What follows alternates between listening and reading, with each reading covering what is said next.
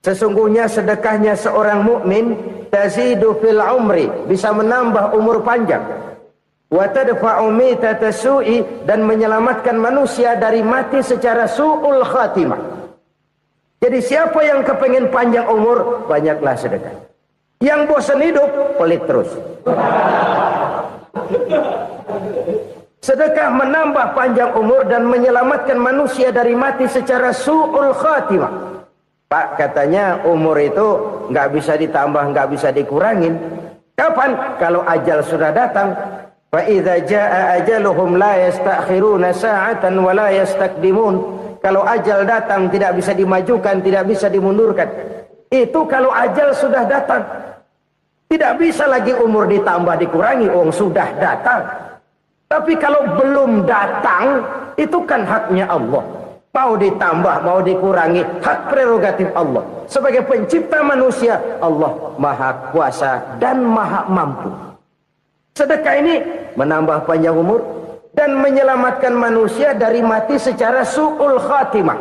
Itu orang mati kan sama ya, kondisinya mati, nggak nafas. Tapi hakikat mati kan lain-lain. Ada yang mati itu husnul khatimah, baik akhirnya. Misalnya lagi ngaji mati, lagi sholat mati, lagi sedekah mati. Ini yang dinamakan dengan husnul khatimah, baik di akhirnya. Sebaliknya ada yang su'ul khatimah, jelek di akhirnya. Ini yang jadi catatan akhir. Lagi nyekek botol, mampus. Lagi banting kartu, modar. Su'ul khatimah, jelek pada akhirnya. Sedekah menyelamatkan manusia dari mati secara su'ul khatimah. Dan kita semua kepengen mendapat husnul khatimah, jauh dari su'ul khatimah. Oleh sebab itu yang bisa menyelamatkan kita dari penyakit itu antara lain adalah sedekah yang disembunyikan. Yang dikerjakan dengan ikhlas karena Allah. Tidak karena kepengen dipuji orang, tidak karena ingin dikatakan orang pemurah, sebab orang dermawan itu orang yang memberi tanpa harus diminta. Kalau masih harus diminta, ya belum dermawan namanya, masih harus diminta. Kalau nggak diminta, ya tulus, lolos, polos. Saudara-saudara kaum muslimin rahimakumullah. Harta adalah amanat dan akan kita pertanggungjawabkan. Allah melebihkan rizki sebagian kita dari yang lain agar kita saling tolong menolong, bantu membantu. Nabi janjikan siapa yang meringankan beban saudaranya muslim di dunia, Allah akan meringankan bebannya di akhirat nanti. Sebuah jaminan dari baginda Nabi. Si orang yang kita bantu barangkali tidak bisa membalas, Allah yang akan membalas lewat jalan lain yang tidak pernah kita sangka-sangka. Ada orang tanya, Pak, ini ada orang nyumbang masjid sambil marah-marah, bagaimana? Saya bilang sumbangannya aja ambil, marahnya jangan. Marahnya jangan diambil, itu urusan dia. Saudara-saudara kaum muslimin rahimakumullah. Umat Islam ini kan umat yang punya potensi besar. Kadang kita merenung, kenapa kadang-kadang pembangunan masjid kok lambat sekali? Kalau hotel hari ini peletakan pertama, bulan depan peresmian. Supermarket hari ini peletakan batu pertama, minggu depan peresmian. Tapi kalau sudah yang namanya masjid, kadang-kadang peletakan batu pertama sekaligus jadi batu terakhir. 3 tahun, 4 tahun, campur nebar jalak di jalanan. Duit dijaring kayak ikan sepat. Apa tidak ada orang Islam yang kaya? Banyak. Apa tidak ada pengusaha muslim yang jadi konglomerat? Ada. Lalu yang belum banyak itu yang komit terhadap nilai-nilai agamanya. Akhirnya kita jatuh jadi umat yang lemah. Belum ada pengusaha konglomerat muslim buka pabrik supermi cap beduk misalnya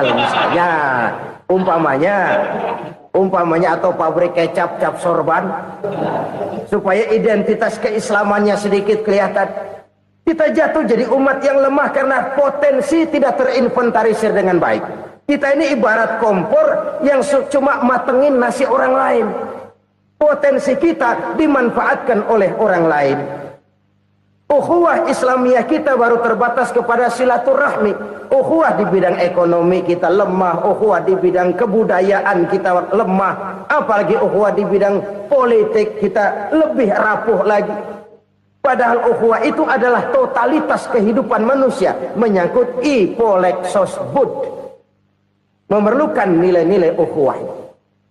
Jadi oleh karena itu mari kita menyadari di dalam harta kita, walaupun kita yang cari, pergi pagi, pulang sore, peras keringat, banting tulang, di sana ada harta anak yatim. Di sana ada hak masjid. Di sana ada hak pesantren. Di sana ada hak jihad. Berbahagialah seseorang apabila dia oleh Allah dijadikan keran. Keran itu menyimpan air, tapi tidak untuk dirinya, tapi disalurkannya kepada mereka yang memang memerlukannya. Saudara-saudara kaum muslimin rahimakumullah, ini yang pertama. Jadi perbendaharaan surga adalah menyembunyikan sedekah. Orang lain nggak tahu, kita pun nggak pernah ngitung-ngitung. Kita anggap lewat begitu saja, padahal itu deposit akhirat. Satu. Yang kedua, perbendaharaan surga itu apa? Wa kitmanul musibah, menyembunyikan kesulitan. Kadang orang takut menghadapi kesulitan. Tapi makin kita merenung, hidup ini kan sebenarnya urusan. Takut sama urusan, ya jangan hidup. Tandanya orang hidup itu kalau punya urusan. Urusan melupakan problem. Problem sering menimbulkan kesulitan. Kesulitan bukan untuk ditakuti, tapi untuk diatasi dan dicarikan jalan keluarnya. Siapa sih orangnya yang nggak pernah sulit-sulit? Makin tinggi status sosialnya, makin gede urusannya. Makin tinggi kualitas imannya, makin berat tingkat kesulitannya. Cuma memang yang namanya enak itu seperti pelangi. Biang lala itu nggak pernah di atas kepala kita, di atas kepala orang melulu. Lo sih enak lo, kata kita. Dia juga bilang, yang enak kan lo. Pelangi itu nggak pernah di atas kepala kita. Kata tukang beca, aduh enak ya naik Mercy. Kata tukang beca, apa yang di dalam mobil Mercy? Aduh enak bener tukang beca, di jok ngeringkuk ngorok pules bener. Saya kamar pakai AC, sejuk, tempat tidur sutra, empuk, alga, spring bed, kulak-kulik, nggak bisa pulas kalau belum minum Valium, belum tidur. Enak bener tukang beca, di jok ngorok, nggak tahu wetan kulon. Si tukang beca bilang yang di Mercy enak, yang di Mercy bilang tukang beca enak. Inilah enak, nggak pernah di atas kepala kita, di atas kepala orang lain melulu enak itu. Nah, saudara-saudara, yang merupakan perbendaharaan surga itu orang yang bisa menyembunyikan kesulitan, baik pribadi ataupun rumah tangga. Nih terutama rumah tangga yang jadi soalnya. Kadang-kadang kita ini kalau senang, sebaliknya kalau senang kita diam, kalem aja, cuek. Banyak banget duit kita, bawaan diam aja udah. Malah ketemu orang takut. Tapi begitu susah, sekampung tahu. Padahal Nabi mengajarkan perbendaharaan surga itu menyembunyikan musibah, menyembunyikan kesulitan. Kalau enak, cerita sama orang-orang. Kalau nggak enak, rasain sendiri, tekan sendiri, atasin sendiri. Kita kan sebaliknya, senang kita diam, asal lagi susah, paling tidak kita nyari teman buat cerita kesusahan. Siapa orangnya yang nggak pernah susah? Cuma soalnya bagaimana kita mengatasi kesusahan itu sendiri. Begitu juga misalnya kalau orang sudah berumah tangga, itu orang tuanya harus menjadi tempat dia cerita yang enak-enak saja. Yang nggak enak rasain berdua, selesaikan berdua, atasin berdua. Jangan dibalik. Asal senang diam, giliran susah saja. Maknya laporan. Terbalik. Bisa menjaga security informasi. Maka nama bayam keluar diam, malah seluitan. Enak amat lo makan daging ayam. Security informasi. Saudara-saudara kaum muslimin rahimakumullah, Ujian yang terberat itu yang pernah diberikan kepada para nabi, para rasul, para aulia, para ulama. Makin tinggi keimanan, makin berat bentuk kesulitan. Ayo saya kemukakan satu contoh saja. Ada seorang nabi yang kaya, nabi kaya, namanya Nabi Ayub. Iblis kalau orang begini kan keki, ibadahnya rajin, kaya. Yang kayak begini susah digodain. Kalau ibadahnya rajin, miskin, kali bisa disogok. Sini imannya mantap, ibadahnya rajin, kaya, nabi lagi.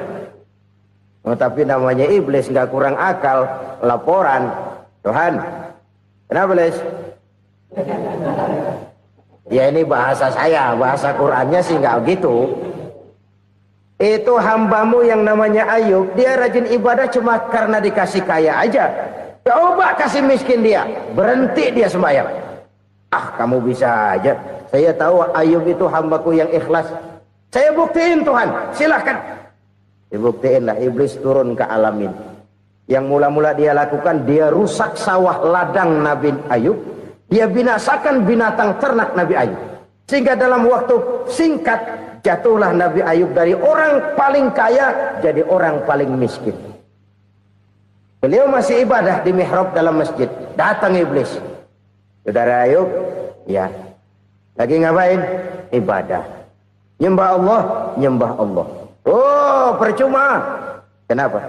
Tuhan yang ente sembah nih, dia udah bikin miskin ente. Sawah ladang ente hancur lebur, binatang ternak binasa. Sekarang ente jadi orang paling miskin.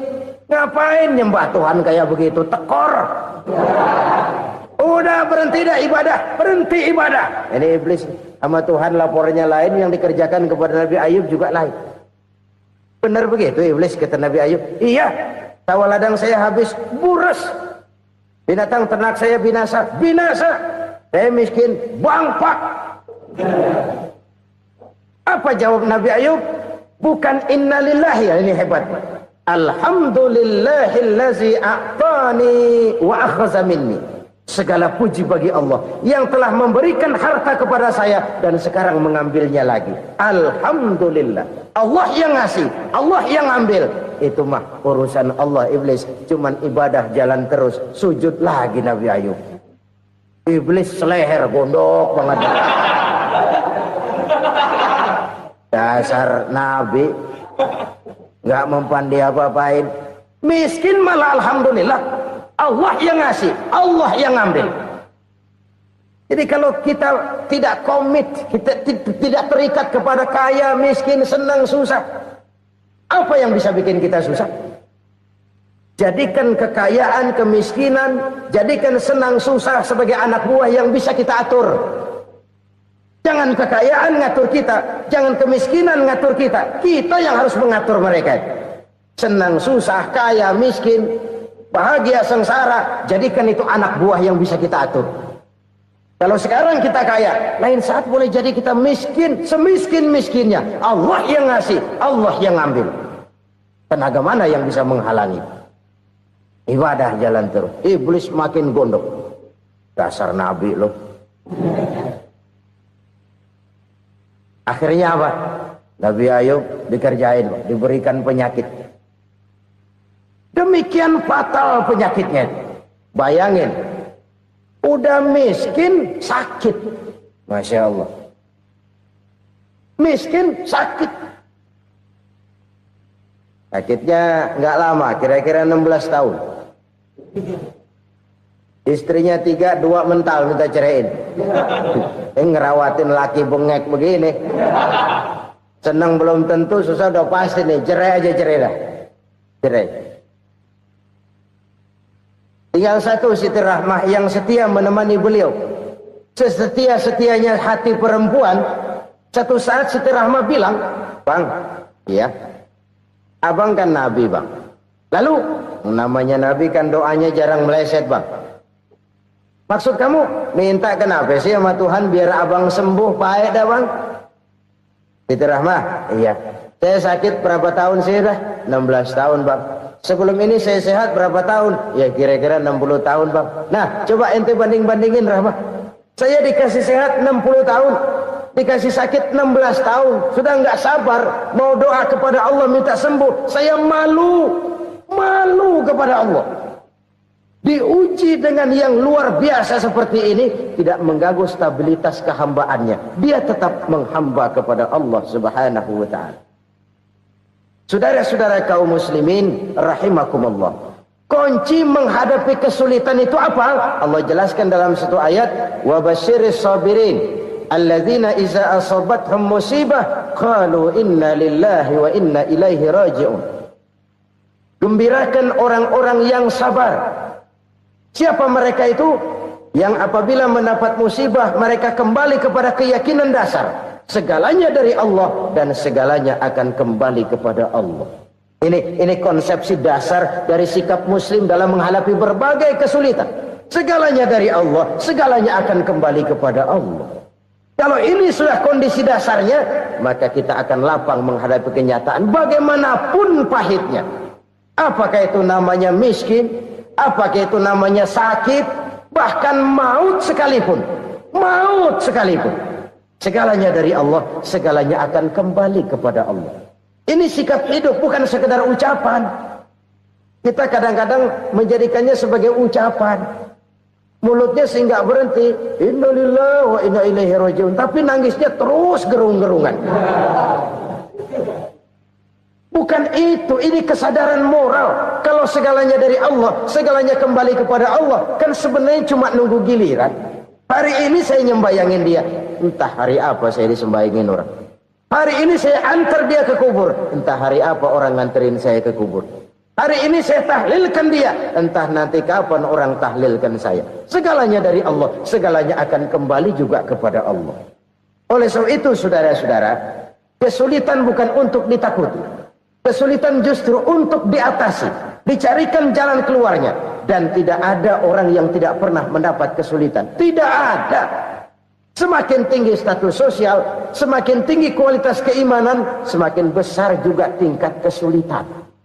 Hanya saja bagaimana cara kita mengatasinya. Dan Al-Quran menyatakan, inna ma'al usri yusra. Di balik kesulitan itu pasti ada kemudahan. Roda itu berputar. Karena itu Rasulullah sallallahu alaihi wasallam mengingatkan kepada kita, ta'arraf ilallahi fir raha ya'rifka fis syiddah. Ingatlah kepada Allah di waktu kamu senang, supaya Allah ingat kepada kamu di waktu kamu susah. Kalau waktu senang kita ingat kepada Allah, kita susah, Allah tidak akan meninggalkan kita. Tapi kalau waktu senang kita jauh dari Allah, sujud tidak sempat, dengan masjid jauh, ketika senang kita lupakan Allah. Nanti begitu kita susah, Allah lupakan kita. Dan itu menyakitkan. Oleh karena itu orang-orang tua kita dulu bilang, kalau lagi sehat ingat-ingat lu bakal sakit nanti. Kalau lagi kaya ingat-ingat satu saat kita bakal jatuh miskin. Bahkan kalau lagi muda ingat-ingat kita bakal tua. Dan yang terpenting kalau lagi hidup ingat-ingat kita bakal mati. Saudara-saudara kaum muslimin rahimakumullah. Jadi yang kedua yang merupakan perbendaharaan surga, menyembunyikan musibah. Saudara-saudara kaum muslimin rahimakumullah. Hal ketiga yang merupakan perbendaharaan surga adalah wasilatur rahmi. Orang yang suka bersilaturahmi. Sebagaimana yang kita maklum bahwa manusia adalah makhluk yang disebut zon politika. Makhluk sosial yang tidak mungkin hidup sendiri-sendiri. Betapa dan siapapun kita memerlukan orang lain. Bodoh betul manusia kalau tinggal di tengah masyarakat tapi tidak mau bermasyarakat. Merasa hebat sendiri, pintar sendiri, gagah sendiri, kaya sendiri. Mungkin kalau mati juga ngubur sendiri. Jangankan kita di sini. Di sorga saja Nabi Adam waktu sendirian bengong melulu, ngondar mandir. Allah tegur dam sepi dam. Ya ini kalau bahasa saya. Iya Tuhan sepi ini nggak ada coret-coretan pisan ini. Diciptakan Siti Hawa, baru anteng Nabi Adam. Itu di surga. Cobalah. Umpamanya saudara tinggal di Jakarta nih. Kayak bener. Apaan aja di Jakarta punya saudara dah. Jembatan Semanggi ambil. Monas, Buntel bawa pulang. Hotel-hotel ambil semua. Cuman tinggal di Jakarta sendirian, apa enaknya? Betapa dan siapapun kita perlu orang lain. Tidak ada seorang pun yang bisa memenuhi kebutuhan hidupnya secara sendiri-sendiri. Nah, Islam telah menyelamatkan manusia dari ras diskriminasi. Mengikat manusia dengan persaudaraan yang berlandaskan kepada akidah. Karena itu dianjurkan bersilaturahmi. Bahkan Nabi menyatakan, Man arada ayyubsata lahu fi rizkihi wa yunsa'a fi atharihi falyasil rahimah. Siapa yang kepengen diluaskan rezekinya dan dipanjangkan usianya, banyaklah ia bersilaturahmi. Siapa yang kepengen dimudahkan rezekinya, hendaknya ia banyak bersilaturahmi. Kalau banyak teman, kesulitan kan paling tidak ada tempat cerita. Udah susah, sendirian kita pikirin diri, nggak ada tempat tukar pikiran. Cepet banget sama bengek. Dilawan sendiri. Nah, secara makro kita bisa berkata, tidak mungkin ada kemenangan kalau tidak ada kekuatan. Tidak ada kekuatan kalau tidak ada kesatuan dan persatuan. Tidak mungkin ada kesatuan dan persatuan tanpa semangat silaturahmi. Kalau umat Islam mau menang, dia harus kuat. Kalau umat Islam mau kuat, dia harus bersatu. Kalau umat Islam mau bersatu, dia harus membudayakan silaturahmi ini. Bahkan sampai-sampai kata Nabi, kalau bisa cari nilai tambah. Apa? Silman qata'ak. Bersilaturahmilah kau kepada orang yang marah denganmu. Masya Allah, indahnya ajaran agama kita. Orang yang marah pun kepada kita, kata Nabi, kalau bisa bersilaturahmilah kepadanya, kepada orang yang marah itu. Di situ nilai tambah. Cuman jujur nih hadis, ngucapinnya gampang, ngamalinnya yang berat banget. Orang marah sama kita, kita disuruh silaturahmi, ada apa malu? Lu marah, ada gua marahan lagi. Tunggu pikirin. Saudara-saudara kaum muslimin rahimakumullah.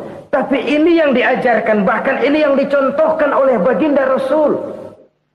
Bagaimana begitu mudah, misalnya satu saat Abu Jahal ini ngatur strategi bagaimana bikin Muhammad celaka. Dia gali lubang di depan tempat tidurnya. Dia tutupin daun korma. Terus dia panggil seseorang, ke sini. Kasih tahu Muhammad, pamannya sakit keras, minta ditengokin. Berangkat orang ini ke sana. Muhammad, labbaik. Pamanmu sakit keras, dia minta ditengokin. Baik, saya akan datang menjenguk beliau. Berangkatlah Nabi ke rumah Abu Jahal tanpa prasangka apapun. Abu Jahal udah pasang setil, selimut 3 rangkap setengah dia pakai, persis kayak orang meriang. Tapi sembari ngintip dari balik selimut, begitu Muhammad buka pintu, nah masuk perangkap nih. Muhammad jalan menuju tempat pembaringan. Makin lama makin dekat, makin lama makin dekat, makin dekat ke lubang yang dipasang oleh Abu Jahal itu. Dalam hati Abu Jahal, terus dah jatuh, mampus dah lo ini. Mampus lo hari ini nih. Apa yang terjadi? Malaikat Jibril datang. Muhammad, pamanmu cuma pura-pura sakit. Di depan tempat tidurnya ada lubang perangkap supaya kamu jatuh ke situ. Sudah, kamu pulang. Balik kanan Nabi. Sudah hampir jatuh ke lubang, balik kanan, pulang. Bayangin kecewanya Abu Jahal. Muhammad dikit lagi, Muhammad dikit lagi. Enggak paman, saya pulang aja. Emosi bangun dari tempat tidur, enggak sadar kalau lagi pura-pura sakit. Lompat ngejar Nabi, dia lupa dengan lubang yang dia gali. Usrah, nyemplung sendiri ke dalam lubang.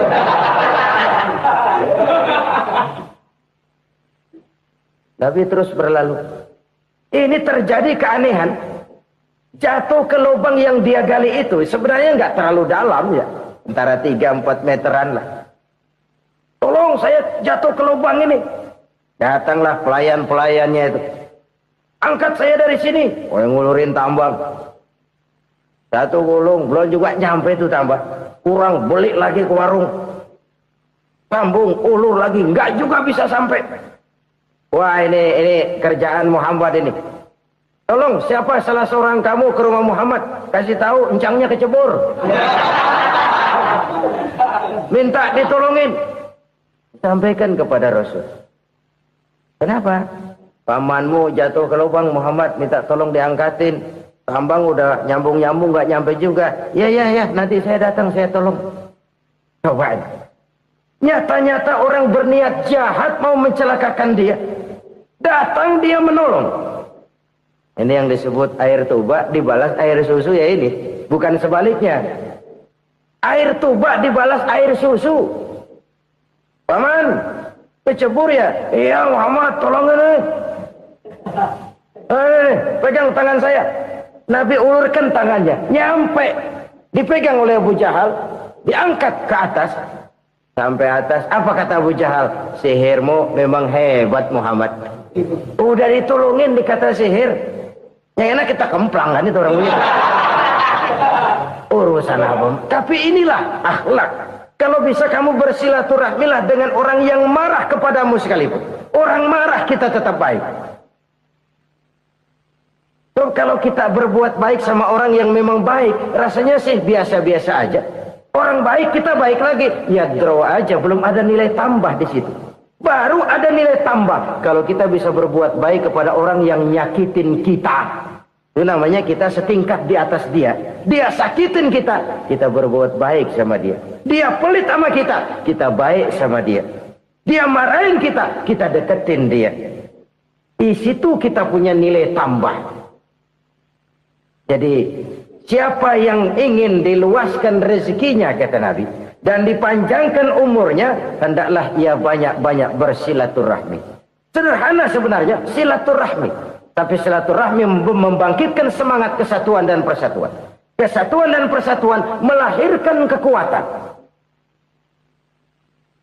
Dalam matematika 1 ditambah 1 pasti 2. Tapi di tengah masyarakat, 1 orang takut ditambah 1 orang takut, hasilnya jadi 2 orang setengah berani. Kenapa setengah berani? Karena udah berdua. Tadi pan takut sendirian. Kalau dia kumpul turu-turu takutlah jadi berani. Kita yang lemah, kita yang tidak berdaya, kita yang miskin, kalau mau kompak bersatu, apa yang nggak bisa kita kerjain? Apalagi tinggal di kota besar, pilihan cuma 2. Bertahan atau minggir. Bertahan atau minggir. Untuk bisa bertahan harus mampu bersaing. Untuk mampu bersaing harus punya keahlian. Keahlian harus ditunjang dengan pendidikan, ditambah oleh kekompakan sebagai umat. Udah miskin mencar mulu, orang injak kita. Orang nggak pandang urusan apa yang malu. Oleh karena itu, silaturahmi pada hakikatnya merupakan ruh dari ukhuwah yang diajarkan oleh agama kita.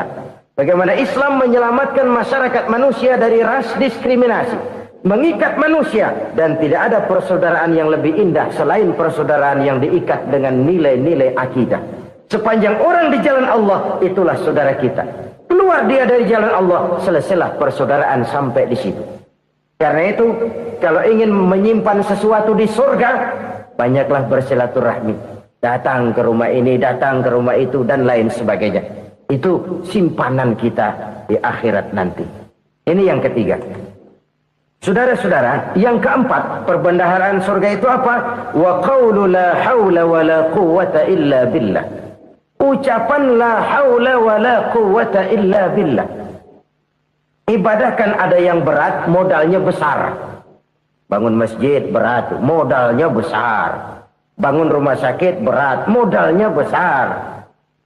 Ada ibadah yang berat, tapi modalnya ringan. Misalnya puasa. Puasa itu berat, mengendalikan nafsu. Kalau sekedar nggak makan nggak minum sih enteng, mengendalikan nafsu. Itu jihad terbesar, tapi kan modalnya ringan, cuma niat saja. Ini ibadah berat, modalnya ringan. Ada ibadah yang ringan, modalnya juga enteng. Seperti termasuk ucapan la haula wala quwata illa billah. Tanpa sadar, la haula wala quwata illa billah. Nyelengin tuh di surga. Nyelengin, kita nggak terasa. Nyelengin simpenan akhirat. La haula wala quwata illa billah. Nyimpen lagi. Kaget. La haula wala quwata illa billah. Nyimpen lagi. Banyak simpenan. Walaupun sebenarnya yang dimaksud di sini adalah kesadaran batin bahwa tidak ada daya dan kekuatan kecuali Allah. Itu intinya. Kita memulai pekerjaan disunahkan baca bismillah, kan begitu? Apa itu? Kesadaran moral bahwa ini saya bisa kerjakan. Saya kerjakan ini dengan menyebut nama Allah. Kenapa? Kalau Allah tidak memberikan daya dan kekuatan, mana mampu saya kerjakan ini. Maka saya kerjakan ini dengan menyebut nama Allah. Bismillah. Kesadaran moral. Manusia hanya wajib berusaha, tapi nggak pernah wajib berhasil. Banyak hal-hal yang kalau kita renungkan secara rasio, nggak mungkin. Tapi jadi kenyataan. La haula wa la quwata illa billah. Tidak ada daya dan kekuatan kecuali bagi Allah semata-mata. Kesadaran moral akan kelemahan dan keterbatasan makhluk bernama manusia. Kadang kita kagum dengan otak, tapi kita sering lupa sama yang bikin otak. Padahal bagaimanapun hebatnya otak, yang bikin otak pasti lebih hebat dari otak. Nggak percaya, silahkan otak-otakan. Inilah kecenderungan. Kita kagum dengan pesawat-pesawat mutakhir, bukan main besi gede banget terbang itu. Alangkah hebatnya. Lalu apa yang bikin otak tidak lebih hebat dari itu semua? Kita puji laut. Apa yang bikin laut tidak lebih hebat dari laut itu? La haula wa la quwata illa billah. Tidak ada daya dan kekuatan kecuali Allah. Apa yang bisa kita lakukan kalau tidak karena daya dan kemampuan yang diberikan oleh Allah kepada kita? Lahirlah sikap tawadu, rendah hati. Tidak melonjak menjadi angkuh dan sombong. Sadar akan kelemahan dan keterbatasan diri. Sebagai makhluk yang diciptakan oleh Allah subhanahu wa ta'ala. Jadi satu sisi ini ucapan yang berpahala. La haula. Jadi wiridan. Pada sisi lain ini kesadaran moral. Sikap mental. Kesadaran batin. Bahwa yang punya daya dan kekuatan itu cuma Allah. Kita nggak pantas untuk sombong. Sebab sombong itu pakaiannya Allah. Kita nggak sedang pakai pakaian Allah, kegedean. Dan makin kita renungi, makin terbentur. Apa sih yang bisa kita sombongin? Kita mau sombong apa? Kaya? Pintar? Itu kan semua relatif. Di atas langit masih ada langit lagi. Jadi oleh karenanya, marilah kita menyadari. Manusia hanya wajib berusaha, tapi tidak pernah wajib berhasil. Yang berusaha saja tidak wajib berhasil, apalagi yang tidak berusaha. Islam bukan agama orang pemalas yang selesai sholat lalu enggelohom, enggelenggem ayem-ayem. Tapi Islam bukan agama orang sombong yang setelah berusaha lalu tidak memerlukan Allah. Kita bisa saja bikin proyeksi, tahun sekian kita bakal panen besar, menurut perhitungan otak. Tapi ada kejadian lain. Apa? Tikus ngambek. Habis itu dimakanin tikus, panen gagal. Proyeksi rasional gagal oleh tikus-tikus yang ngambek itu. Bisa saja terjadi. Tahun depan kita panen besar. Urung. Kenapa? Musim panas panjang. Dan sekarang ini koran-koran bikin berita musim mengalami penyelewengan. Bukan cuma manusia yang nyeleweng sekarang. Musim pakai nyeleweng. Mestinya kan musim hujan udah selesai. Masih hujan-hujan juga. Musim. Nah sekarang kita boleh bikin proyeksi. Kita bakal panen besar. Tahu-tahu musim panas panjang. Sawah retak, air kering. Cari teknokrat yang paling botak. Suruh pendekin tuh musim panas. La haula wa la quwata illa billah. Inilah kesadaran moral. Saudara, saya teringat satu saat ada seorang konglomerat. Umurnya ya kira-kira 70-an. Satu saat dia ditanya oleh wartawan, Pak, umur Bapak berapa sih? Ya paling 10 tahun. 10 tahun? 10 tahun? Anak Bapak berapa orang? Satu. Satu saja? Satu. Harta Bapak berapa? Ya paling-paling bangsa 7 juta kali. 7 juta? Iya. Pak, kenapa Bapak bohongi saya? Bapak punya buku biografi. Koran-koran, majalah-majalah banyak memuat cerita riwayat hidup Bapak. Saya tahu umur Bapak 70. Kenapa bilang cuma 7 tahun? Saya tahu anak Bapak 8. Kenapa cuma bilang 1? Saya tahu harta Bapak miliaran, mungkin triliunan. Pabrik di mana-mana, bank di mana-mana. Kenapa bilang uang Bapak cuma 7 juta? Nah, kata si konglomerat tadi, kamu benar nak, kamu benar. Umur saya kalau jumlahnya memang 70 nak. Cuman ingat-ingat saya, baru 7 tahun terakhir ini saya sujud.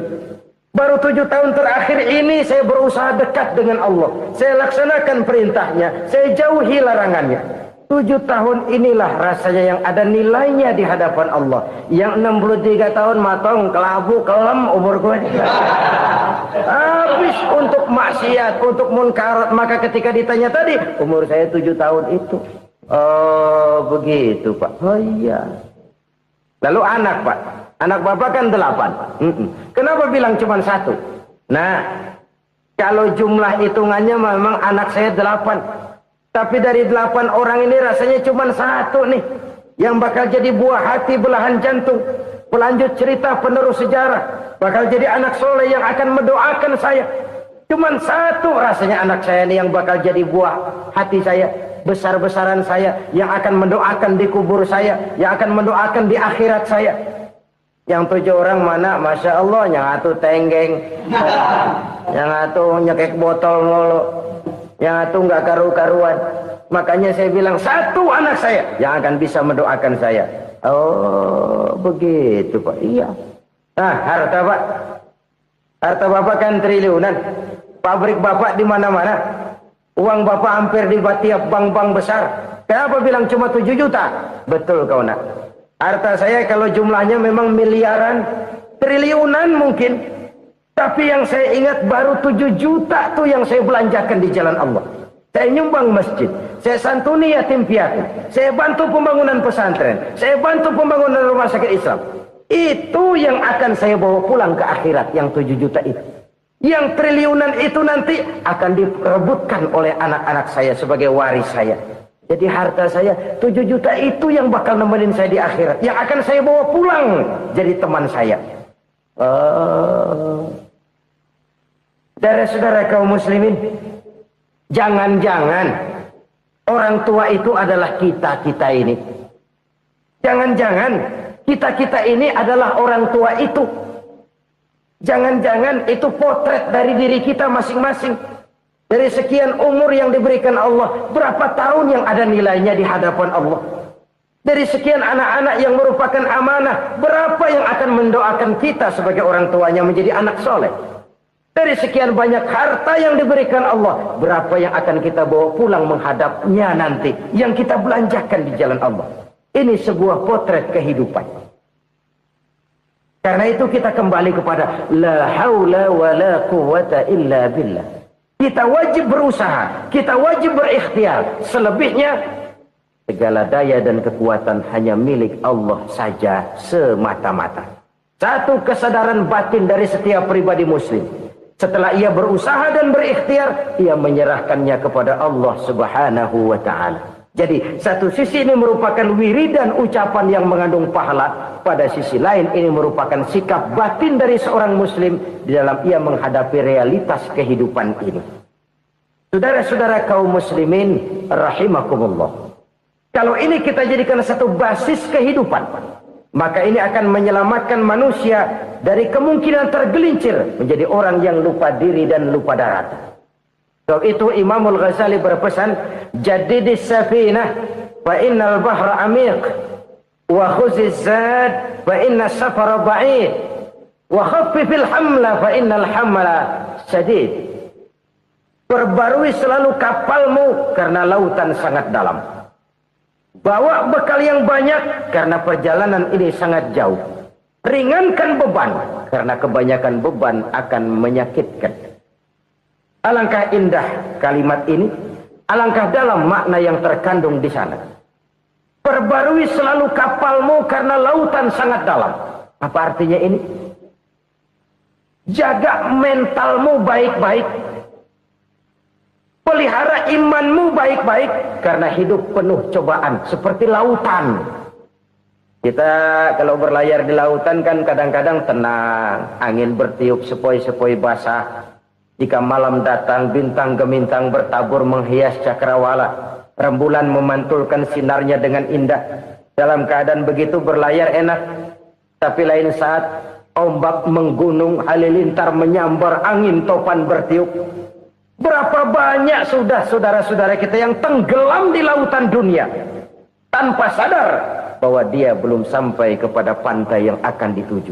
Berapa banyak sudah saudara-saudara kita yang tenggelam di lautan dunia ini tanpa sempat bangkit lagi. Dia menyangka sudah sampai kepada tujuannya. Hati-hati kapal jangan sampai bocor karena lautan sangat dalam. Iman ini jaga baik-baik karena hidup penuh dengan ujian. Wa khuzizat fa inna safara ba'id. Bawa bekal yang banyak karena perjalanan sangat jauh. Saudara mau ke Bandung, bawa duit. Saudara mau ke Surabaya, banyakan lagi duitnya. Saudara mau ke Mekah, gepokan, iketan tuh duit nggak lembaran lagi. Makin jauh perjalanan, makin banyak bekal yang harus kita bawa. Kalau saudara dari Jakarta mau ke Surabaya, kagak bawa duit berangkat juga, itu sih bukan berani namanya, nekat. Sampai Surabaya belum tentu, sengsara di jalan udah pasti. Kenapa? Nggak bawa bekal berangkat. Sama juga kita nih, misalnya belum sempat sembahyang, mati. Waduh, berani banget orang. Belum punya bekal, mati. Sengsara di jalan. Atau bekal tidak cukup. Dari Jakarta saudara mau ke Surabaya, bawa duit 500 perak. Paling jauh Cikampek nyampenya itu. Paling jauh itu. Antara jauhnya perjalanan dengan bekal yang saudara bawa tidak seimbang. Hidup ini perjalanan panjang. A walking tour. Dimulai dari alam arwah. Sebelum jasad diciptakan, roh diciptakan lebih dulu. Dari situ pindah ke alam rahim. Dari alam rahim pindah ke alam dunia. Dari alam dunia pindah ke alam barzah. Baru menuju akhirat. Satu perjalanan panjang. Kalau bekal tidak bawa, sengsara di jalan. Bawa bekal yang banyak karena perjalanan ini sangat jauh. Wa khaffifil hamla, ringankan beban karena beban itu cuma akan menyulitkan. Kalau bekal itu sih keperluan, tapi beban nggak kita perluin, coba ngeberat-beratin. Apa ini beban? Dosa, kecurangan, kebatilan, kesoliman, ketidakadilan, kesewenang-wenangan. Itu akan jadi beban kita di akhirat. Alangkah celakanya, perjalanan panjang, bekal tidak bawa, beban kelewat banyak, alamat sengsara di jalan. Pahala tidak ada, dosa berlipat ganda. Na'udzubillah, summa na'udzubillah. Kalau kita rangkum nasihat Al-Ghazali dengan kisah si konglomerat tadi, kita akan mengambil kesimpulan. Pertama, bekal terbaik dalam menghadapi gejolak kehidupan ini tidak lain adalah iman. Yang kedua, pahala dan dosa. Dua hal kontroversial. Pahala adalah bekal, dosa adalah beban. Tapi kita sekarang kan tidak begitu terangsang kepada yang abstrak. Orang berlomba mencari yang konkret-konkret saja. Yang real. Kalau memang dosa, benjol dong. Kira-kira begitu. Kira-kira begitu. Persis orang Yahudi dulu. Orang Yahudi itu kan pernah minta kepada Nabi Musa. Ya Musa, lan nu'mina laka hatta narallaha jahrah. Musa, kami nggak bakal mau beriman kepada Allah kalau belum kami lihat Allah ada nongkrong di depan kami. Kalau memang Tuhan ada, taruh dong di depan kami. Mau yang konkret-konkret saja. Kalau memang dosa, benjol dong. Kalau emang pahala, berasa dong. Orang terangsang kepada yang real, yang konkret-konkret saja. Saya mau cerita, ada orang super kaya. Namanya Aristotle Onesius, Raja Tanker Yunani. Dia punya kapal tanker saja konon sampai 11 banyaknya. Punya perusahaan penerbangan yang disebut Olympic Airlines. Punya hotel di berbagai kota besar di dunia ini. Sejak dari New York, London, Paris, Rome dan sebagainya. Bahkan punya pulau yang dia namakan Pulau Scorpio. Ini kan namanya sudah kaya nggak tanggung-tanggung, punya pulau. Nah, dia punya 2 orang anak, yang satu laki-laki namanya Alexander, yang satu perempuan namanya Maria Onesius. Seluruh harapannya tertumpah kepada anak lakinya Alexander ini, yang akan meneruskan usahanya, meneruskan kekayaannya, meneruskan dinastinya. Apa yang terjadi? Ternyata anak yang dia harapkan yang bernama Alexander ini mati muda dalam kecelakaan pada waktu dia olahraga.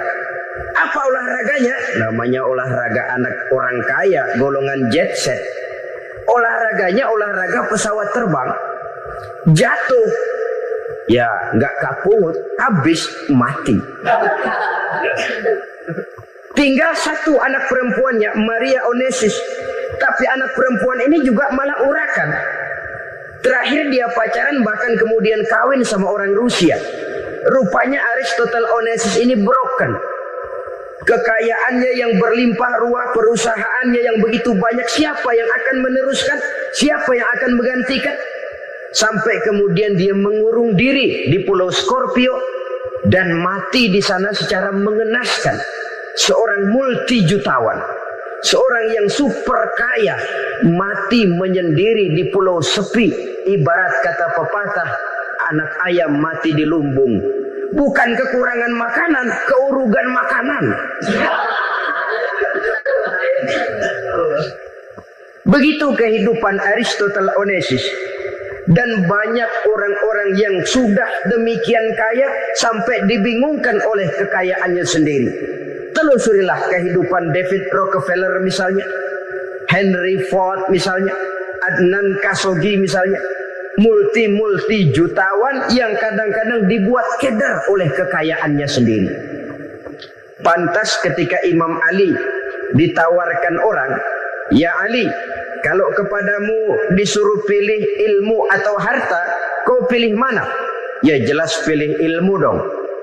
Kenapa? Pertama, ilmu kalau kita berikan kepada orang lain tambah. Tapi harta kalau kita berikan kepada orang lain kurang. Saudara punya uang 10.000, dibagi orang 5.000, jelas uang saudara berkurang. Tapi saudara punya ilmu diberikan kepada orang lain bisa, saudara pun makin mantap. Tidak lantas jadi bodoh karena ngajarin orang. Saudara bisa Fatihah lalu mengajarkan orang Fatihah. Orang bisa, saudara pun makin hafal. Tidak lantas setelah diajarin orang ilmunya hilang. Begitu datang dia minta orang, "Tolong ajarin saya Fatihah." Udah habis, nggak ada.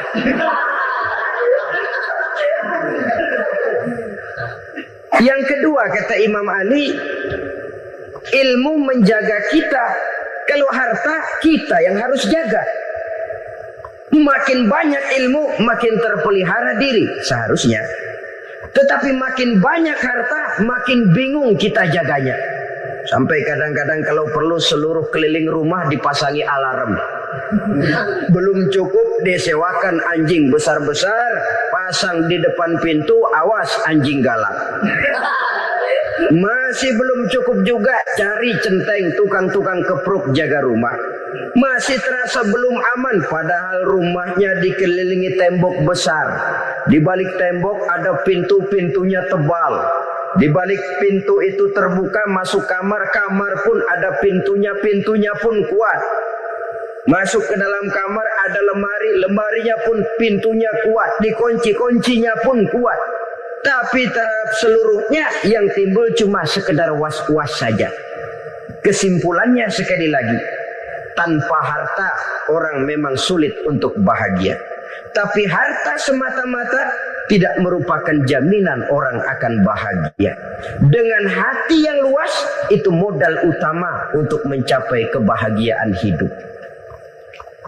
Orang yang hatinya luas, saudara-saudara, punya hati yang lapang, melihat kenyataan hidup ini, dia bersyukur senantiasa kepada Allah.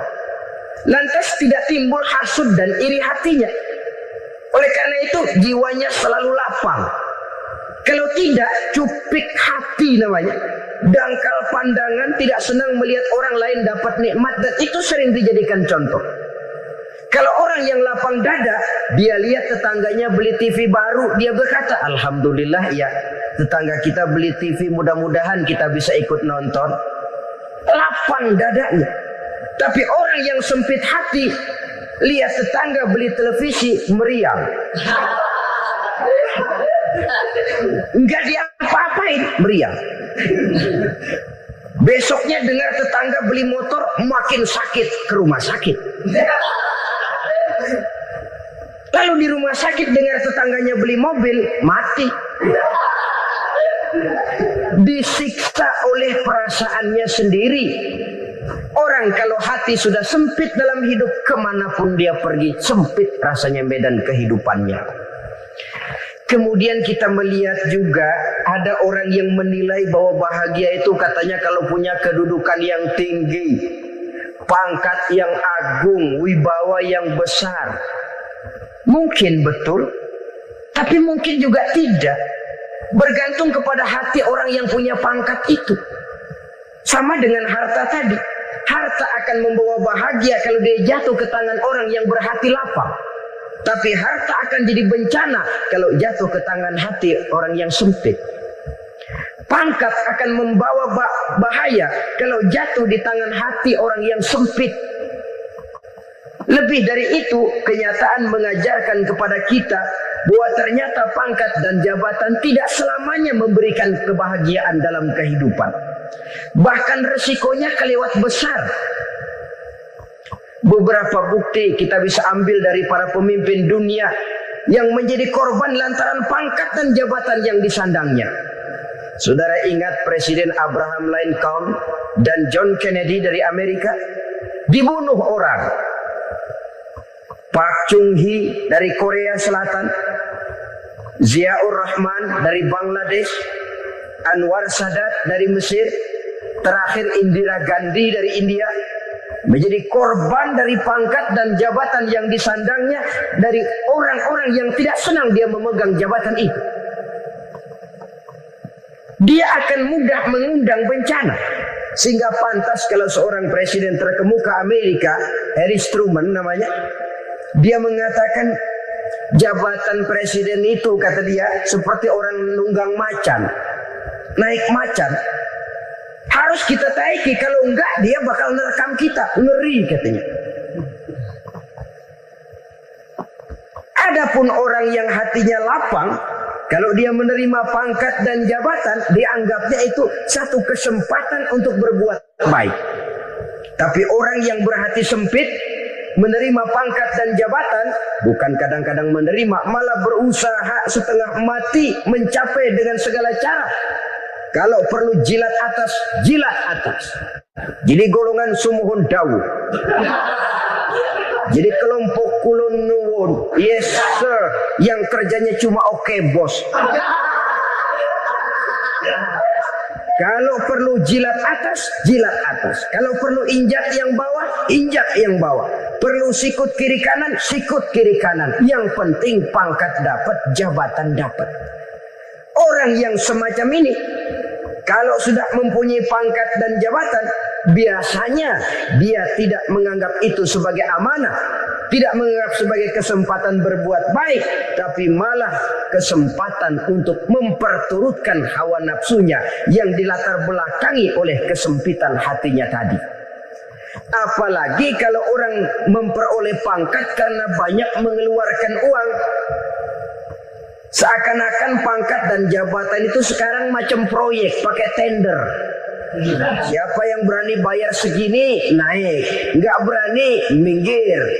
Padahal logikanya, kalau orang mencapai satu jabatan karena banyak mengeluarkan uang, hampir bisa dipastikan bahwa setelah jabatan itu dia pegang, langkah pertama yang akan dilakukannya ialah berusaha bagaimana uang yang dia keluarkan supaya kembali.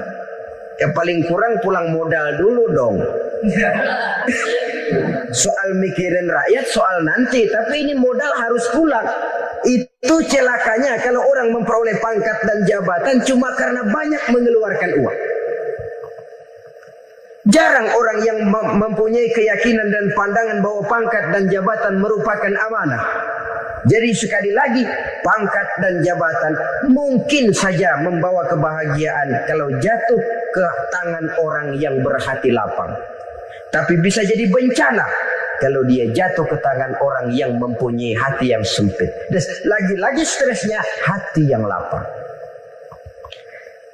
Lalu sebagian orang, saudara, ada yang berpandangan katanya bahagia itu kalau jadi orang terkenal, mempunyai popularitas, menjadi idola di kalangan remaja, di kalangan orang tua, di segala lapisan masyarakat. Padahal makin populer orang makin terikat dia. Ya kalau macam kita ini kan nggak punya nama, nggak populer, tengah malam buta mau nongkrong di warung Tegal aman. Tapi pangkat, jabatan, kedudukan, popularitas menyebabkan kita diikat dengan berbagai macam peraturan. Cuma mandi sama ke WC saja yang nggak dikawal.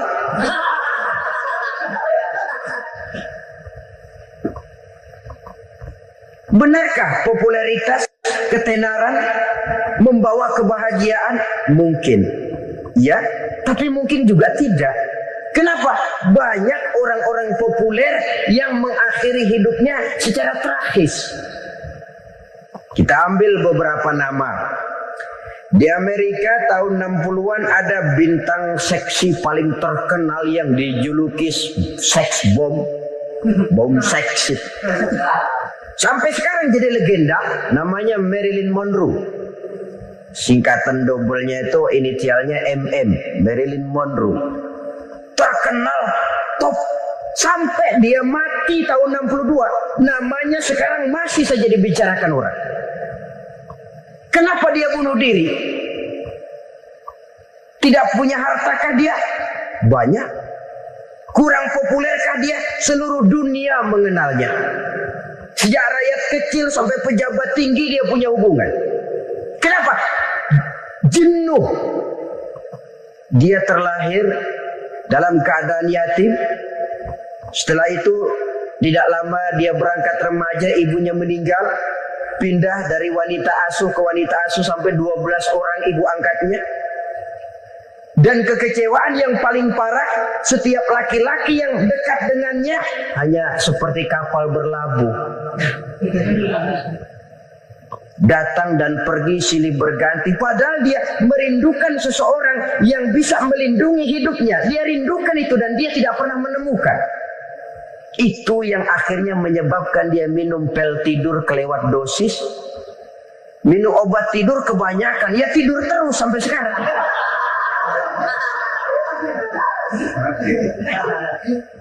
Dia mengakui, saya telah memiliki ketenaran, tapi saya tidak pernah hidup dalam ketenaran itu. Saya pandai main sandiwara, tapi saya ingin hidup dalam alam yang real sebagaimana umumnya orang. Itu yang dia rindukan.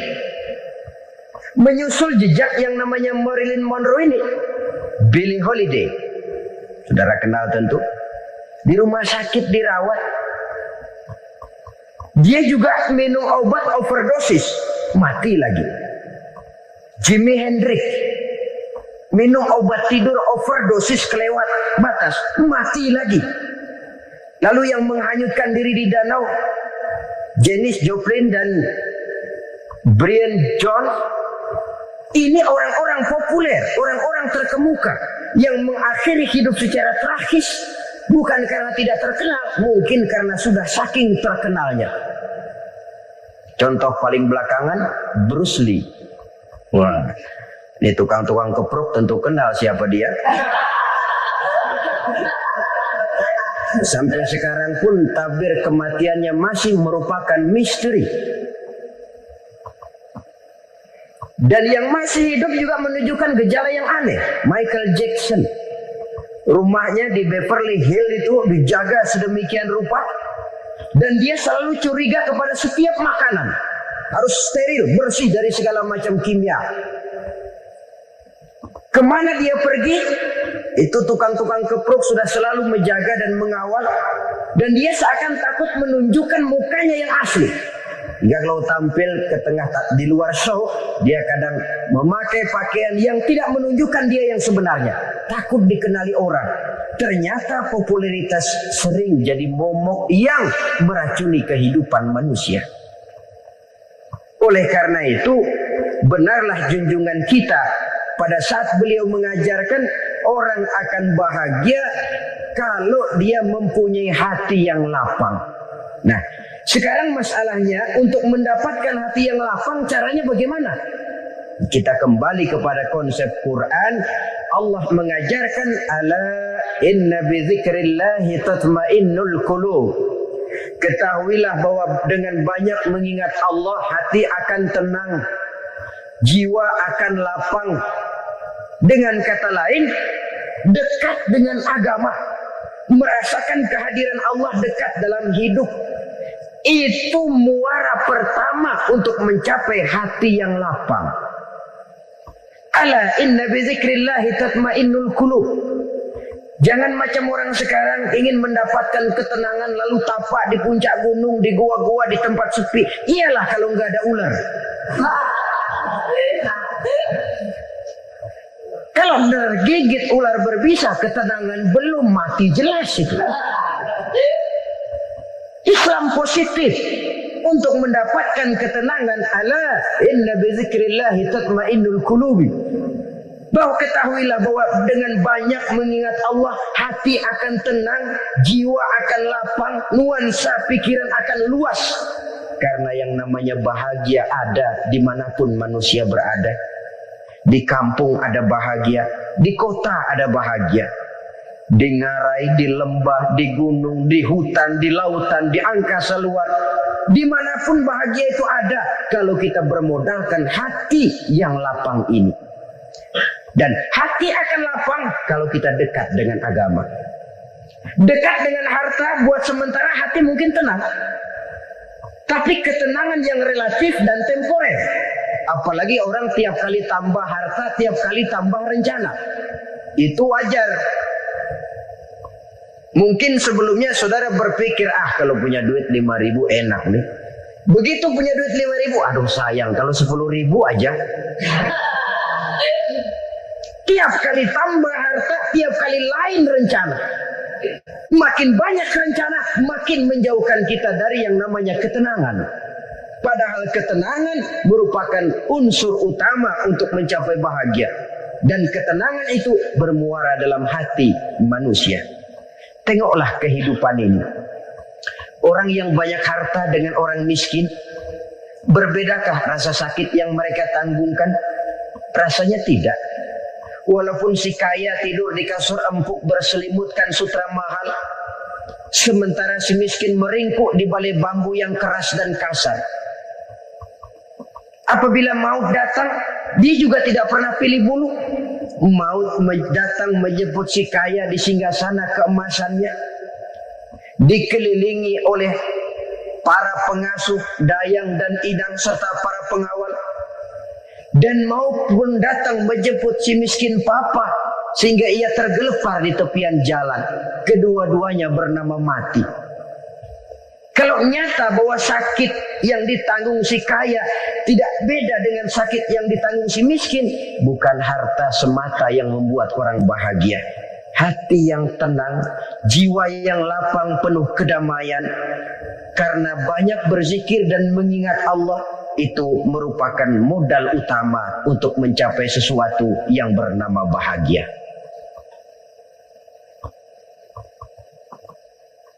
Saudara hadirin yang saya hormati, inilah yang pertama dari 4 ciri yang digambarkan oleh Nabi tentang tanda-tanda orang bahagia.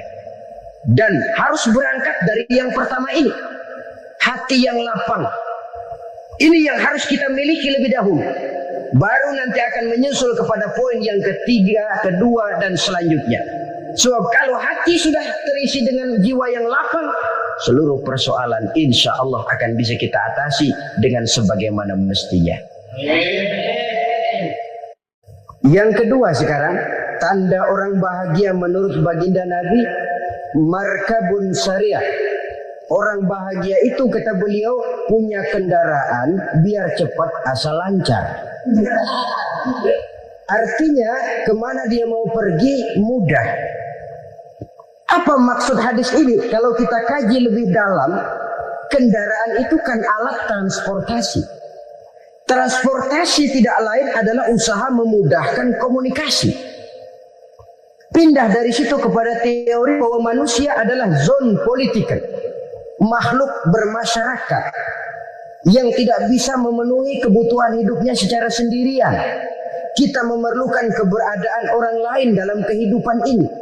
Untuk memakai baju saja kita sudah perlukan petani yang tanam kapas, pabrik yang memintal kapas jadi benang, pabrik yang menenun benang jadi kain, sampai kepada mesin jahit, sampai kepada tukang jahit. Itu cuma untuk memakai pakaian saja. Tidak seorang pun di antara kita yang sanggup memenuhi kebutuhan hidupnya secara sendiri. Kita perlu orang lain. Maka kebebasan dalam arti mutlak, kebebasan tanpa batas, itu tidak mungkin ada dalam kehidupan. Karena kita mengadakan yang disebut interaksi sosial. Setiap kegiatan kita tentu melibatkan orang lain. Menurut kita barangkali kita bebas jalan di jalan raya semaunya. Tapi orang lain berkendaraan pun merasa bahwa ini ada juga jalan haknya. Dan begitu selanjutnya. Oleh karena itu, maksud dari kendaraan yang cepat ini adalah khulata'uhu ma'as solihin. Lingkungan pergaulannya terdiri dari orang-orang soleh. Pergaulannya luas. Kemana dia pergi ada temannya. Kesulitannya ada tempat dia cerita. Dan kesulitan kalau sudah diceritakan kepada orang lain, taruh kata orang itu tidak bisa menolong, namun menceritakannya kepada orang yang kita percayai, kan paling kurang sudah mengurangi beban jiwa, mengurangi tanggungan batin, merasa masih ada tempat kita cerita. Maka lebih baik orang awam yang mau bergaul ketimbang orang setengah alim tapi ngunci pintu. Sebab nantinya akan timbul sikap picik, cupik pandangan, dan tidak luas menghadapi kenyataan dalam kehidupan ini. Namun yang harus kita garis bawahi, pergaulan memang mesti luas. Namun jangan sekali-kali lupa bahwa pergaulan sangat besar pengaruhnya dalam ikut membentuk kepribadian manusia. Sehari-hari bisa kita bilang, kalau kita dekat sama tukang minyak wangi, sekalipun nggak dibagi minyaknya, baunya tentu dapat. Betul? Tapi dekat sama tukang elas, walaupun nggak kena apinya, asapnya mesti kena. Kalau Syauqi mengatakan lebih jelas lagi, man asyaral asrafa asa musyarrafan wa muasyiral anzali ghairu musyarrafin. Awalam taral jildal hakira muqabbalan bisagri lamma sara jildal mushaf. Siapa yang bergaul dengan orang mulia, dia bakal ikut menjadi mulia. Tapi siapa yang berteman dengan orang hina, dia tidak bakal ikut menjadi mulia. Tidakkah kau lihat, kata Syauqi, kulit kambing yang hina pun dicium orang ketika menjadi kantong Quran. Kulit kambing hina, kalau dia sendirian gak ada yang mau cium. Tapi begitu dia bergaul dengan Quran, menjadi kantong Quran, dipakein minyak wangi, ditaruh di tempat yang tinggi, mau diambil dicium dulu, dibawa dengan penuh hormat dan hati-hati. Kulit kambing yang hina lantaran berteman dengan Quran, numpang mujur. Tapi coba lihat kalau kulit kambing berteman dengan kayu, jadi beduk, habis. Zohor dikemplang, asar dipukul. Itu pun sedikit saja, cuma salah milih teman. Yang temannya Quran dihormati orang, yang temannya kayu lantaran jadi beduk, gelap-gelap subuh orang udah kemplangi.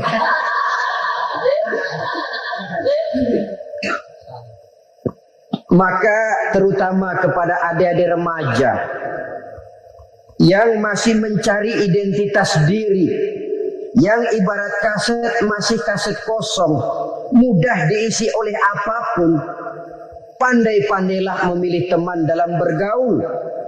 Karena banyak orang yang tadinya baik-baik, ketika terseret dalam pergaulan dengan orang yang tidak baik, kebaikannya menjadi lentur dan luntur.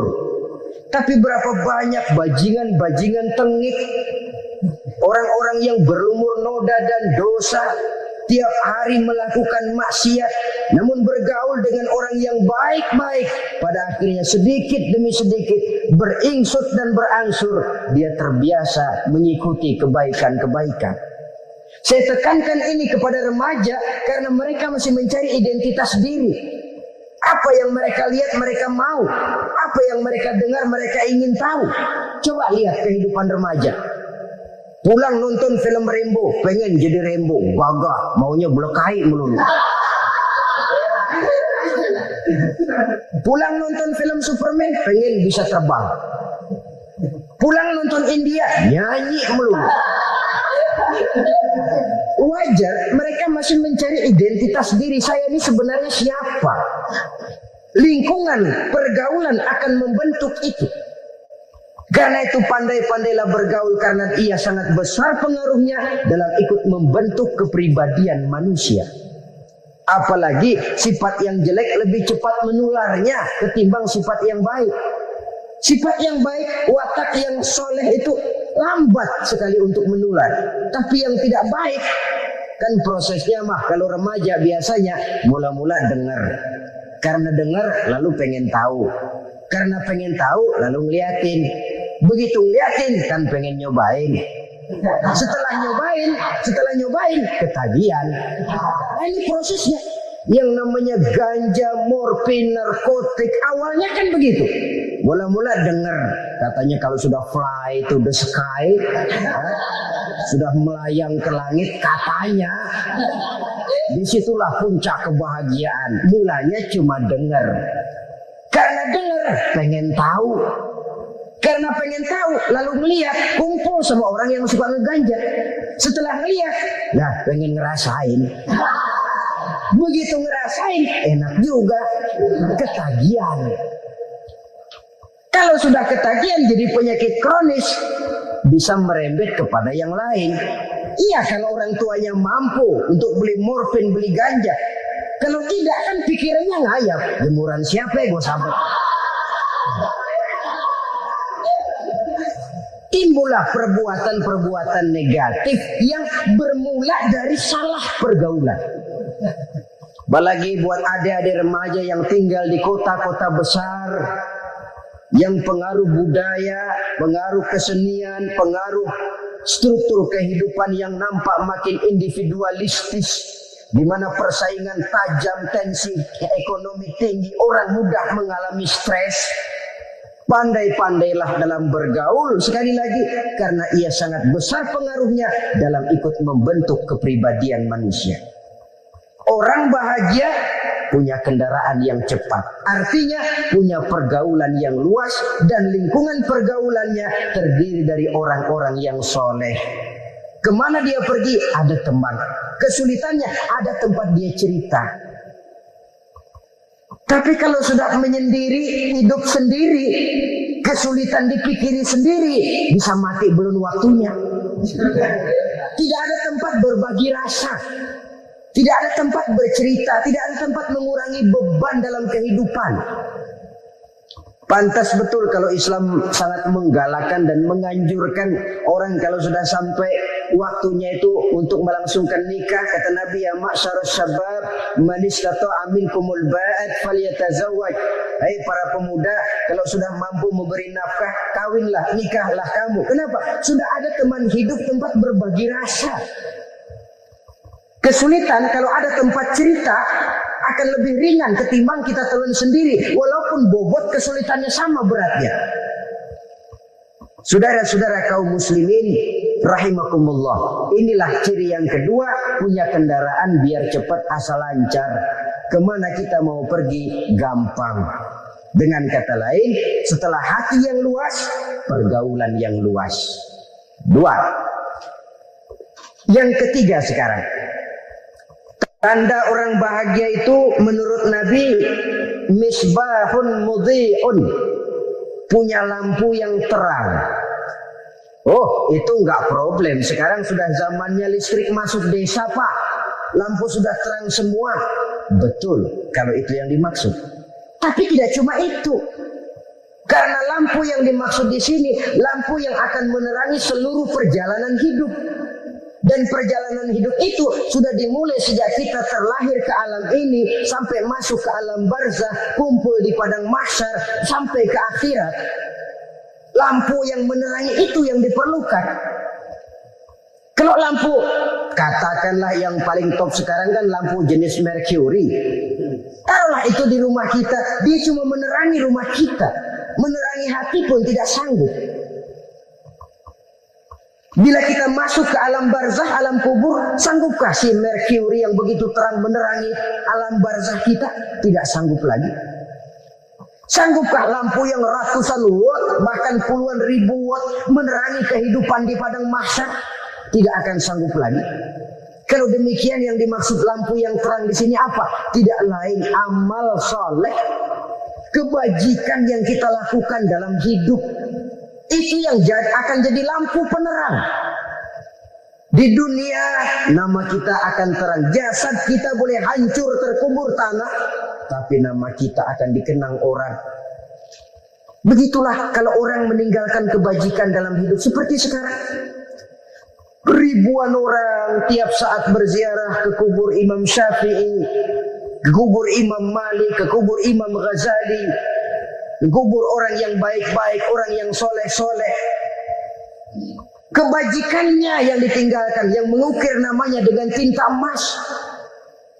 Sehingga saudara sudah terbaring di alam kubur, orang lewat, Allah ini kuburannya Fulan bin Fulan, dulu ini kebaikannya Masya Allah, saya ikut merasakan. Mari kita mampir sebentar, kita Fatihah. Mohon disampaikan Allah pahalanya kepada almarhum. Al-Fatihah. Itu kalau orang baik-baik. Lalu saudara tanya, Pak, orang mati dikirimin Fatihah apa nyampe pahalanya? Saya jawab, kalau saudara nggak percaya, mati dulu dah. Nanti saya Fatihain, tungguin di sana. Umpama nggak sampai, balik lagi kemari. Sekarang ini kan maunya otak-otakan saja. Kalau nggak masuk otak, nggak percaya. Padahal alam gaib itu nggak bisa diotak-otakin. Sama saja dengan saudara pernah dengar cerita kapal Tampu Mas tenggelam kan? Pernah nggak? Di mana? Nah, di laut Masalembo. Begitu ke Tampu Mas tenggelam, ratusan penumpang itu terjun ke laut, dipermainkan gelombang, berjuang menghadapi maut itu. Orang lagi timbul tenggelam di lautan, dihantam ombak, kita tengokin pakai helikopter. Pak, lagi timbul tenggelam ya? Iya, tolongin. Jangan khawatir Pak nih, saya kirim intan Pak, harganya 10 juta. Kira-kira orang yang timbul tenggelam di laut seneng nggak? Kan mahal toh intan 10 juta. Kenapa dia nggak senang? Karena intan 10 juta dalam kondisi seperti itu tidak sanggup menyelamatkan dia. Dia akan girang kalau dikirimin ban mobil bekas, dikirimin papan terentang atau bambu. Intan yang 10 juta dia nggak girang. Ban mobil bekas yang 1000 perak, tuh pegang, itu yang dia girang betul. Inilah sebabnya Nabi berkata, mal mayyitu fi qabrihi illa kal ghariqil mutaghawwis. Orang yang meninggal di alam kuburnya seperti orang timbul tenggelam di lautan. Yantaziru da'watan min ahli, menunggu doa dari keluarganya yang masih hidup. Duh, bapak saya sudah meninggal, saya sayang benar sama dia. Kirimin kulkas ke kuburannya. Itu sama saja dengan tadi orang tenggelam di lautan dikirimi intan yang harganya 10 juta, tidak sampai. Begitulah kalau kebajikan yang kita tinggalkan dalam hidup, sudah mati pun kubur kita masih diziarahi orang. Tapi kalau jahat yang kita tinggalkan, boro-boro lah orang mau doa lewat dekat kuburan kita juga seram. Tuh bajingan no, dulu mati dipendem di situ tuh. Jangan lewat situ, ntar kesurupan, jangan. Lewat saja orang ngeri. Konon lagi membacakan Fatihah dan mengirimkan doa. Hidup pada hakikatnya adalah kesempatan untuk berbuat baik. Maka sekali kesempatan itu diberikan, manfaatkan dengan sebaiknya. Sebab kesempatan kedua tidak akan pernah ada. Kesempatan berbuat baik di sini, di akhirat sudah pembalasan namanya. Sekali kesempatan itu dicabut, dia tidak akan pernah dikembalikan lagi. Kata Iqbal, hidup tidak mundur ke belakang, Bung. Berhenti diinjak orang, mundur hancur. Tidak ada kata mundur dalam hidup ini. Berhenti diinjak orang, mundur kecebur. Tidak ada kata lain, harus maju dalam kehidupan dalam artian yang positif. Hidup adalah kesempatan untuk mengumpulkan kebajikan yang sebanyak-banyaknya. Di situ nilai daripada manusia. Sekarang ini memang nggak kelihatan kok, orang yang banyak pahala sama yang banyak dosa nggak kelihatan kok. Barangkali kalau habis bikin dosa palanya pada benjol, mungkin orang takut sama dosa. Tapi sekarang sama saja, orang yang banyak dosa dengan yang nggak banyak dosa jalan bareng dari belakang, sama, nggak kelihatan beda. Tapi ada waktunya di mana pahala memegang peranan, di mana dosa diperlihatkan. Sama saja kalau kita bawa mobil siang, lampu kan nggak begitu berfungsi. Apa lalu bilang, alah ini lampu berat-beratin, copot-copotin aja dah. Tidak perlu begitu. Kenapa? Pada suatu saat malam senja akan datang. Bila matahari terbenam, senja pun datang, gelap mulai merayap, disitulah baru terasa perlunya lampu. Pahala begitu. Sekarang orang yang nggak ada pahalanya nggak kelihatan dalam kehidupan. Tapi pada suatu saat senja kehidupan akan datang. Ajal merenggut nyawa, malam merayap, dan hidup mulai diliputi kegelapan di alam barzakh. Dikala itu kalau nggak punya lampu, alangkah malangnya kita. Sebab amal yang baik, kata Nabi, di alam barzakh itu akan diciptakan menjadi perempuan yang cantik menemani kita. Amal yang jahat akan menjadi orang yang paling jelek nemenin kita. Udah di tempat gelap yang nemenin jelek. Kaum muslimin rahimakumullah. Simpanan sorga ada 4 macam. Yang pertama, ikhfa'us sadaqah, menyembunyikan sedekah. Saudara-saudara kaum muslimin, sebagaimana yang kita maklum bahwa Allah Subhanahu wa taala melebihkan sebagian rezeki dari kita terhadap yang lain. Ada yang kaya, ada yang setengah kaya, ada yang miskin, ada yang setengah miskin, dan selanjutnya. Ada yang gajinya kecil tapi penghasilannya gede. Ada yang penghasilannya gede tapi nggak punya gaji. Ada juga yang memang gajinya gede dan penghasilannya gede. Kelebihan rezeki merupakan sunnatullah dan tidak harus membuat kita merasa lebih dari yang lain. Bahkan sebaliknya, kelebihan itu harus membuat kita ringan tangan untuk menolong mereka yang memang memerlukan pertolongan. Kalau saudara diberikan ilmu, maka pertanyaan akhirat cuma satu: ilmumu kau amalkan untuk apa? Kalau saudara diberikan umur yang panjang, pengadilan akhirat juga bertanya satu: umurmu kau habiskan di mana? Tapi kalau saudara diberikan harta, pengadilan akhirat akan bertanya dua: hartamu kau dapat dari mana? Kau belanjakan kemana? Dari mananya ditanya dan kemananya juga ditanya. Oleh karena kita akan dimintakan pertanggungan jawab, maka amanah yang bernama harta ini harus kita gunakan dengan sebaik-baiknya. Ada penggunaan yang merupakan kewajiban, itu zakat namanya. Ada penggunaan yang sewaktu-waktu, itu infak namanya. Ada yang lebih sewaktu-waktu lagi, dan itu sedekah namanya. Zakat dia terikat oleh haul dan nisab, oleh putaran batas waktu dan ukuran dari harta itu sendiri. Sedangkan infak terikat oleh situasi dan kondisi perekonomian seseorang. Sedangkan sedekah tidak terikat dengan apapun. Dalam kondisi seperti apapun kita bisa melakukan sedekah dengan yang terkecil sekalipun. Sampai-sampai Rasulullah sallallahu alaihi wasallam mengajarkan, la tahqiranna minal ma'rufi syai'an walau an talqa akhaka biwajhin talik. Atau ada hadis, tabassumuka fi wajhi akhika laka shadaqah. Senyumanmu kepada temanmu adalah sedekah. Jadi untuk melakukan sedekah tidak harus dalam berbentuk uang. Dengan ilmu kita bisa sedekah, dengan tenaga kita bisa bersedekah, dengan pikiran kita bisa bersedekah, bahkan senyum kepada teman itu pun sedekah. Jadi kalau sedekah dengan uang memang belum punya uang, nyengir aja banyakin. Itu asal pada tempatnya, jangan lalu ketemu tiang listrik cengengesan. Tentu tidak pada tempatnya dan tidak wajar. Nah, sedekah yang paling dicintai Allah adalah sedekah yang disembunyikan. Artinya jauh dari sifat riya. Kan kadang-kadang ada orang sedekah itu disebutkan namanya. Apa tidak bagus? Kalau memang niatnya ikhlas, ya bagus-bagus saja. Untuk memberikan sugesti kepada yang lain. Si Fulan bin Fulan nyumbang sekian, diumumkan. Boleh kalau niatnya untuk memberikan rangsangan kepada yang lain supaya dia menyumbang lebih besar dari orang tadi. Tapi kalau itu mendatangkan riya, maka sedekah yang paling dicintai Allah adalah sedekah yang disembunyikan. Tangan kiri saja tidak tahu apa yang diberikan oleh tangan kanan.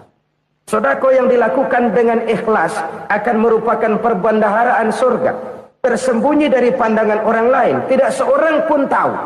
Karena memang sikap yang baik adalah melupakan kebaikan dan mengingat kesalahan. Itu salah satu ciri orang bahagia. Orang yang selalu mengingat kesalahannya dan berusaha melupakan segala kebaikannya. Kalau dia akan berada kebaikan, dia tidak bisa ikut, dia merasa rugi karena dia merasa belum pernah berbuat baik. Tapi kalau akan melakukan kesalahan baru, dia ingat kesalahan yang sudah-sudah, sehingga terhalang baginya untuk melakukan satu kesalahan baru. Demikianlah saudara-saudara, bahwa Allah melebihkan rizki sebagian kita dari yang lain, agar terjadi tolong-menolong dalam kehidupan ini. Jadi kesenjangan yang nature, kesenjangan yang alami, itu sunnatullah. Ada yang kaya, ada yang miskin, ada yang kelas menengah. Nah, kenapa lalu sekarang kita berusaha mengentaskan kemiskinan? Oleh karena adanya kesenjangan struktural. Kalau yang kaya bisa semakin kaya, kenapa yang miskin tidak bisa naik jadi ikut sedikit kaya? Sebab pada dasarnya Islam adalah agama yang sejak turunnya sudah berupaya memerangi kemiskinan. Bahkan dikatakan kemiskinan itu mendekatkan kepada kekufuran. Orang kalau miskin udah dekat banget sama kafir. Gampang menjadi kafir. Berapa banyak saudara-saudara kita yang oleh karena soal perut, oleh karena soal materi, terpaksa meninggalkan dan menanggalkan akidahnya. Menjual petunjuk yang diberikan Allah dengan kesenangan dunia yang cuma sebentar ini. Na'udzubillah, thumma na'udzubillah. Jadi makin kita sembunyikan satu sedekah, semakin banyak perbendaharaan kita di surga. Sedekah yang paling dicintai Allah adalah sedekah yang disembunyikan. Malahan ada seorang sufi, dia punya kebiasaan kalau pergi sholat Jumat dia bawa uang, itu uang dia taruh di bawah tikar masjid. Dia niat sedekah kepada siapa saja yang nemuin itu duit. Maksudnya apa? Supaya yang nemuin nggak tahu siapa yang punya duit. Demikian dia saking ingin menyembunyikan sedekahnya. Karena sifat riya itu bisa memakan amal kita sendiri. Riya itu termasuk menyebut-nyebut kebaikan kita. Orang yang suka nepuk dada, Sedikit-sedikit ngitungnya kalau enggak gua. Tuh kalau enggak gua tuh. Tuh yang belas itu kalau enggak gua. Iya kalau enggak lu kenapa emang?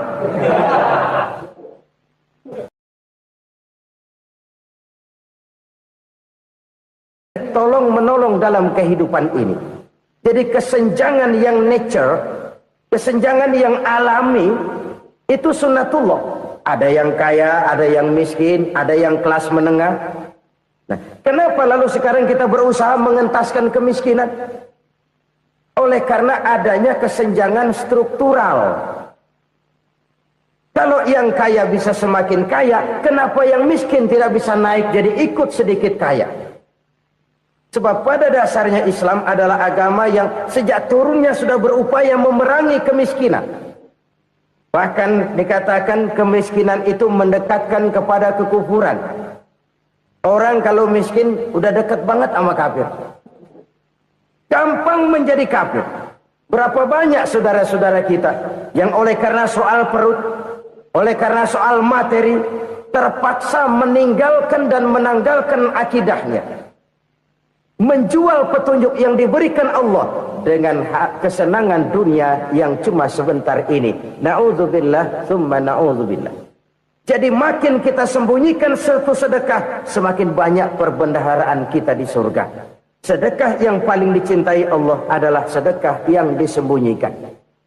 Malahan ada seorang sufi, dia punya kebiasaan kalau pergi sholat Jumat dia bawa uang, itu uang dia taruh di bawah tikar masjid. Dia niat sedekah kepada siapa saja yang nemuin itu duit. Maksudnya apa? Supaya yang nemuin nggak tahu siapa yang punya duit.